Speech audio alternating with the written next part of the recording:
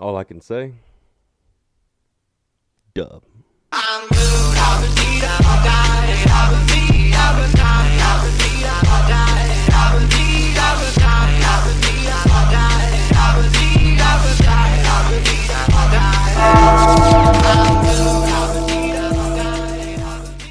And home, the Carolina Tar Heels go 1-0. Hello, everyone, and welcome in to the post-game reaction. We are the Hill Brothers. Nathan and Alan are here.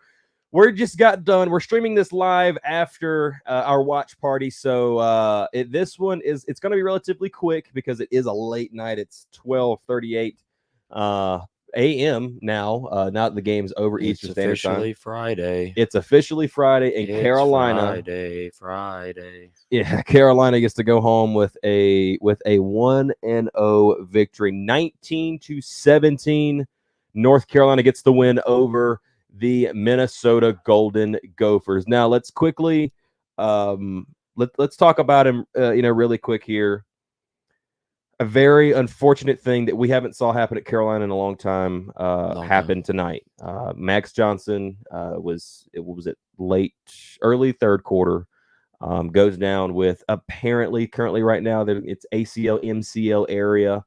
His knee did buckle on a sack that he was taking at the moment, and right now it is not looking very good for Connor or Max Johnson. Looks like he is going to be done for the season. I think that's the official expectation at this point in time now. So Connor Harrell comes in the third quarter, and I thought Chip Lindsey, in my opinion, did not trust him whatsoever.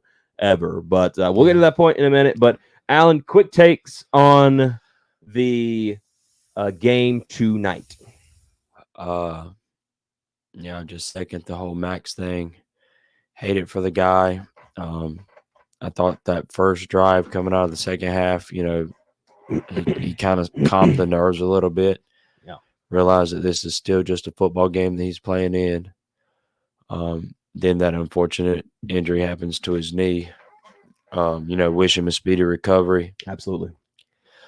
Then Connor comes in, and I think what you saw out of Max in the first half, you saw out of Connor in the second, and you saw the same thing from the play callers in the first half when Connor came in. Mm-hmm.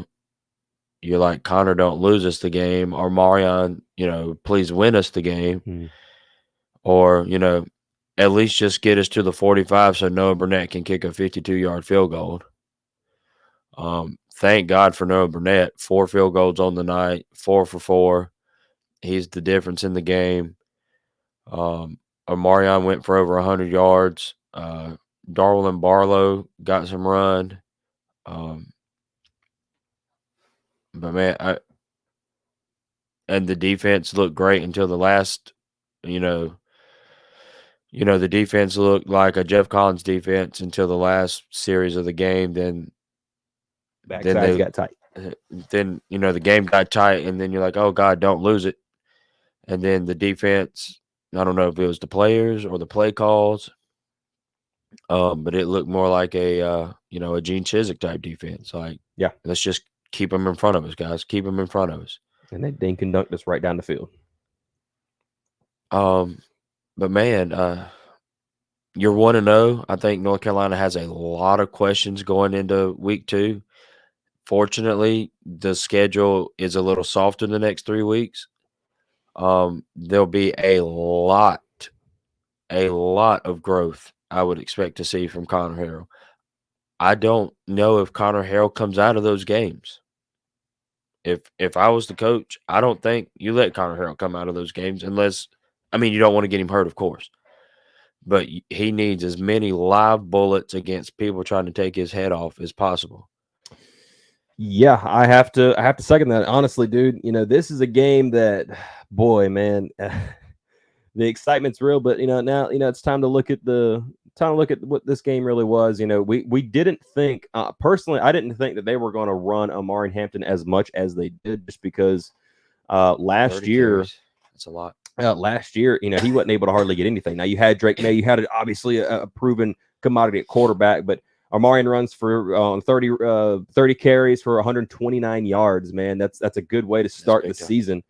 But my biggest takeaway out of this is offensive coordinator.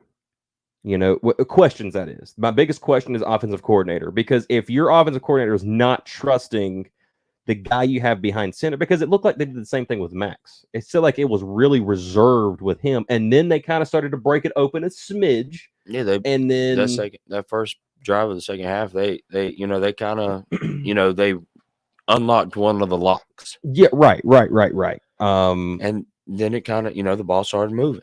Right. And that's what you want. You want to see that, but I mean, Carolina thankfully did enough to get the win. Unfortunately, they almost did enough to get you to lose the game. But man, there's so much. It's so much. This is a game that, I mean, and this game's exactly what everybody talked about. Vegas had it right.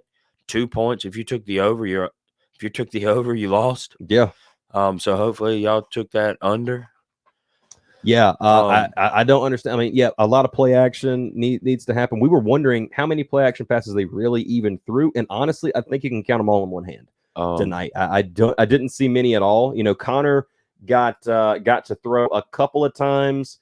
JJ, and I don't even. Yeah, JJ was fine, but yeah, he came back and caught that one. Yeah, he caught that one, but JJ missed, dropped a ball. Dropped two. And Bryson Nesbitt dropped the ball that ended up being he is a 50-50 ball that he let the corner get to, and that ended up being an interception that really kind of changed the game for Minnesota in their favor in a sense. But Carolina came out and they were not explosive on offense. We didn't expect this team to be extremely explosive like last year. We kind of expected to be a little bit more complimentary style, but it looked like 27-24 though. Yeah, a lot of people picked high scoring. I picked 24-21, so I guess I wasn't too far off. But man, this is a team in Carolina that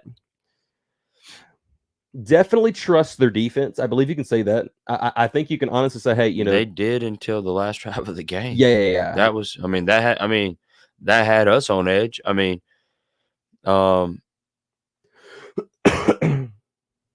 that defense, we was excited about the defense in that last drive coming back, and we just like just kind of like deer in the headlights. And last drive scary. Last drive was then they missed scary. a field goal. Then it's just pure elation. Right. Nose tackles did play a little bit better. Javari Ritzy had 3 sacks on the night. That's good. You need it. That was one of the guys. Somebody to step up. Right. Yeah, that's one of the guys you needed to step up. Travis Shaw as well. Big time play right there when Brosmer went down and the ball popped out. Good thinking on him to just jump on that football, because if he didn't, they would have got that football right back. So that definitely helped a lot there. But Carolina, in my opinion, is in a spot where I personally ranked this team the 3rd hardest in the season, right? That you were going to face all season. I ranked it 3rd out of the entire schedule. I ranked it at number 3. You got through this game, you got the win. Now, we was kind of talking about this in the watch party. Now that the conversation about quarterback is over, we know it's Connor now. And unless some miracle happens with Max Johnson, it's Connor now. So now that Connor is coming and he comes into next week, he goes in, he comes back to Chapel Hill to QB1. Yeah, he gets all the reps. He gets all the reps. And now Chip Lindsey can now start to work with this offense. Okay, what can we do to be an offense that defenses have to figure out? Because it felt like to me, the defense for Minnesota after Connor came in, they didn't have to think. It was going to Amari and Hampton. Right. And Chip Lindsey just was hell-bent on, I'm going to go to Amari and Hampton. Now they get to take the time, come back out, relax a little bit. And now let's take, because you got an extended week. You don't play till next Saturday. It's Thursday, Friday now. Mm-hmm. They come back. They'll come back today. They'll come back sometime today. Yeah, they'll get in early in the morning. Right, and early today. Right, they'll get the weekend. They'll get all of next week. Mm-hmm. Charlotte is a team that currently is going into their first game half of their starters are hurt and injured. They won't be back for a few weeks. So it's and I ranked Charlotte as the worst team that we're going to face all season just because of that fact. Just knowing that, right? Yep. So I got a good feeling that now that this game is over. This game was ugly. This is ugly game. I mean, it's Big Ten football. Right. We played Big Ten football. If you didn't, if we weren't North Carolina fans and you were just watching college football game, this would be the most boring game to you in the world. Right. And that's why I can't stand Big Ten football. Personally, that just I don't care for that. Minnesota's offense did look very similar, and we heard this from Sky U, the people that we have on the Scrum Report, that looked very similar to last year. I thought Brosmer got a chance to kind of put some of his stuff on display, but it looked like PJ Fleck also was a guy that was trying to hide him a little bit. They did go to Daniel Jackson a lot, number 9. Yeah. Their wide receiver, that's their star wide receiver. I mean, their 2 best pass plays were our defensive pass interferences on Marcus Allen. Yeah. I mean, 2 deep shots, and both of them are, 15 yarders for on a penalty. Right. So you take this game and you say, okay, this was an ugly flipping game. What can we take that's positive? What can we take that we need to work on? Number one, let's quickly go over it. For me, number one, I think you have to work on tackling, especially in your secondary. Your secondary's got to tackle. Your safeties. Stick Lane, I love you to death, Stick. I absolutely love you. Quit with this whole let me just try and truck a dude. I get it. Wrap up. Yeah. Wrap up. Do that. Caleb Cost, wrap up. Do these things. Now this is the first time that Caleb Cost, this is second start ever for Caleb Cost. Yeah, he's got some learning. So he's got some learning to do. Marcus Allen cannot be committing 2 pass interference calls in a game. Cannot commit 2 PIs. No. That is 15 yards. That is 30 yards that he gave to them tonight. Right? Can't be turning the football over. At a premium. Yeah, and when yards is at a premium. And the good news is that you had an interception, ran back for 70 yards, 2 pass interference calls. You made a lot of mistakes tonight. And he's able to get through a team that I think is going to be pretty solid. They're a good defensive team. They're a really good defensive team, and they can run the football. And I think give Brosmer a little bit more time. This is his first game in the FBS ever. Yeah, he's a 5th-year guy, played in the FCS. Give him some time. I think that Minnesota's offense is going to be a whole lot better in the passing game coming pretty soon. But Alan, I'm gonna let you have the last word. In totality, what do you take out of this game? In totality, Chip Lindsey really has to sit down with Connor Harrell and figure out what he's good at. There was a ton of opportunities for Connor Harrell to pull the ball in the 4th quarter on the RPOs, or maybe just the option in general, where he gave it to Hampton and then rolled out. When he rolled out, it looked like he had 15 yards of green grass in front of him if he had just kept the ball. Yeah. And then the times where he pulled the ball, he just ran. He did what Amarion did in his freshman year. He just run right up the back of the offensive line. So, I mean, it's literally his second time playing a Power 5 team. Mm-hmm. So, I mean, give the guy some credit. He came out, made the one nice pass to JJ for 33 that got us in field goal range to take the lead.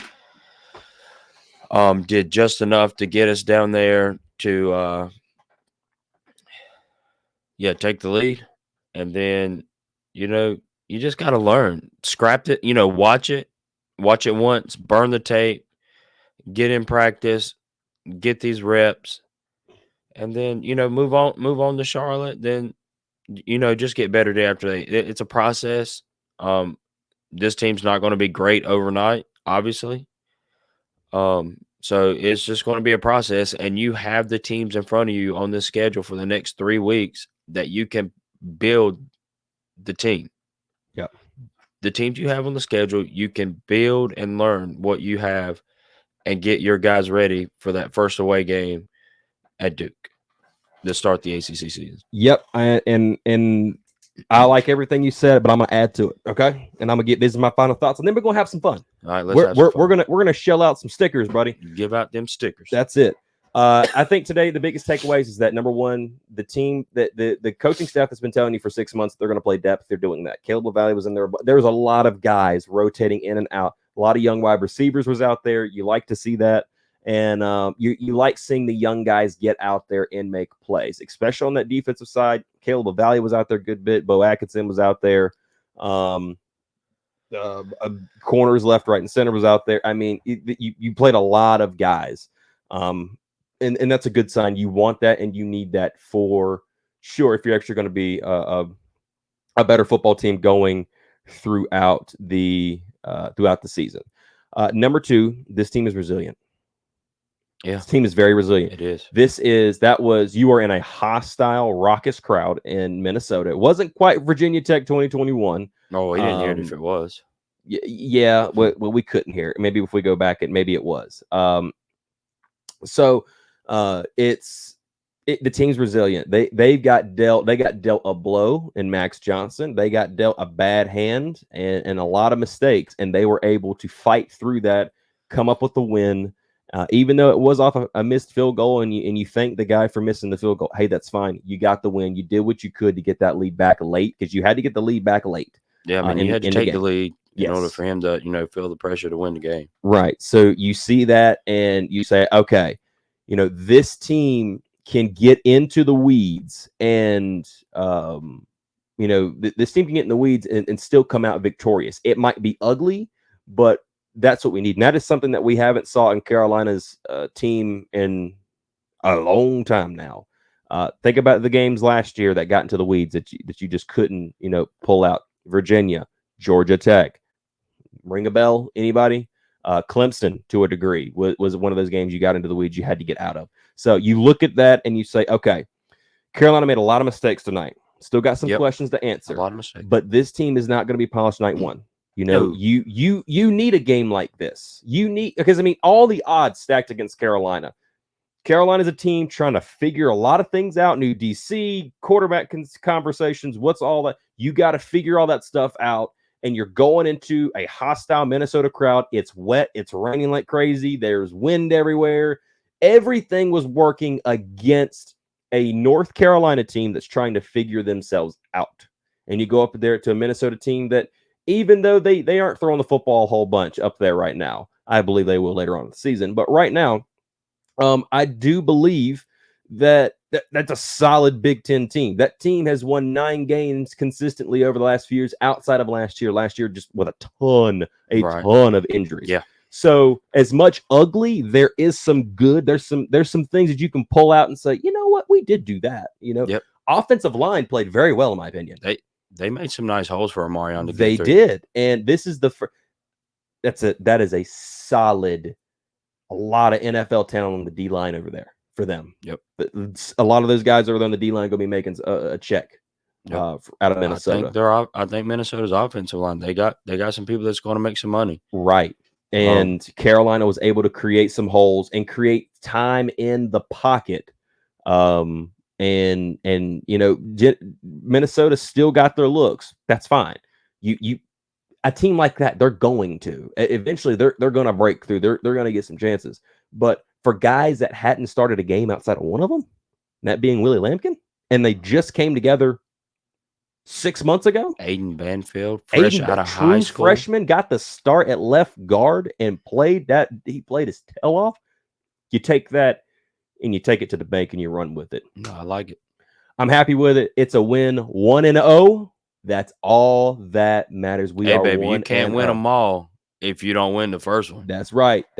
So now it goes into the next 3 weeks. You got a lot of time to work out some kinks, try to keep everybody healthy as much as possible. And tonight, this one was for you, Max. That's exactly what this game was for Max. They won this one for Max. But you know what time it is? What time is it? It's time to give that man a helmet sticker. Yes, sir. Welcome to a brand new segment we're going to be doing on the post-game show every single year. Now, we're going to keep up track of this. How many helmet stickers that we give out? We have one on offense and one on defense. For the individual, I have one on offense. He has and one on defense. He has one on offense and defense as well. And we're going to keep a track on this, and we're going to see who our MVPs are at the very end of the season on offense and defense based off the helmet stickers. Yep. Are you ready, Alan? Your offensive helmet sticker goes to... Oh, I'm glad you gave me first choice because this is an easy one. Yep. Big O. Get that man a sticker. Oh, wow. Okay. I am. All right. Yeah. All right. Omarion Hampton gets Allen's first offensive sticker. I like that. I know you're going. That's why I'm leaving it to you. Wow. Honestly, I was completely okay with, matching with you, but my helmet sticker, Noah Burnett, 98. And by the way, my new favorite player, Tom McGinnis. That is my new favorite player on this team. That guy has done so much. I absolutely love that dude. Hey man, he's really improved from He last has, season. and I this love season. him. I'm getting the 96 jersey, but 98 Noah Burnett, 4 for 4, a 50-yarder, bro. 52. 52-yarder. Get that man I'm sorry. that extra 6 feet now. Yes, sir. I am gonna give that man a helmet sticker because that dude, he was feeling himself, and I love it. Defensive side of the ball. I'm gonna take this one. I'll let you have the last. God almighty. Defensive side of the ball, I don't think it can go to anybody else outside of Jahvaree Ritzie. Jahvaree Ritzie needs to get that man a helmet sticker. I should have took Noah, and you might have left me Ritzie. No, it's all right. I'm okay with matching with you. It don't matter to me, brother. So who's your defensive guy? Are you gonna try and change it up on George? You know what? I'm gonna give it to somebody else. Who? They whiffed on one tackle, and that's okay. I know he's going to, and honestly, not a bad choice. Go ahead. I'm gonna say Amari Campbell. Yes. With the club starting his first game. He got in the backfield. Yes, he whiffed on the one sack on third down. That's all right. He's only playing with one hand, God almighty, but the other one, God bless that club. He whacked that ball out of Brosmer's hand. You better give that man a sticker. Give that man a helmet sticker, boy. Hot dog. Hopefully you guys. Hey, man. Are. I got one more. Go ahead. One more. Are you throwing another sticker out there? Is that what you're saying? You know who else needs a sticker? Who's that? The only man to score a touchdown tonight. Max Johnson. Fill that man's helmet up. He laid it all on the line. He might have not have performed like y'all wanted him to. That's right. He did everything that he could for this team, and he left on a cart.